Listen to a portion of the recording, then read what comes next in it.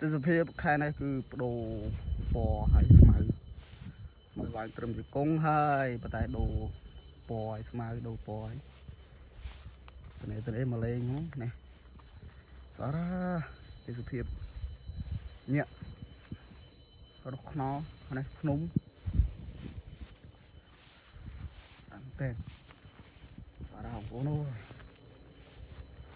ស្មៅឡើងត្រឹមជង្គង់ណាស្មៅត្រឹមជង្គង់ស្អាតទិសភាពញាក់សាហាវនេះស្អាត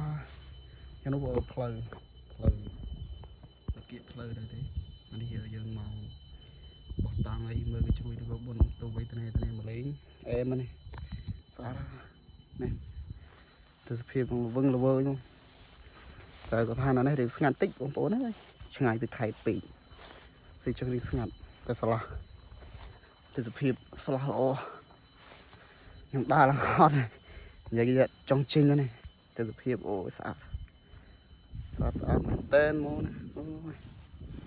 ផ្លូវនេះបងប្អូនយើងមកដើរលេងផ្លូវទិសភាពពីលើភ្នំស្អាតមានចង្ការមានតាណាំពុកម៉ែបងប្អូនជនជាតិដើមភាគតិចនៅហ្នឹងដែរស្អាតស្អាតមែនតែនភ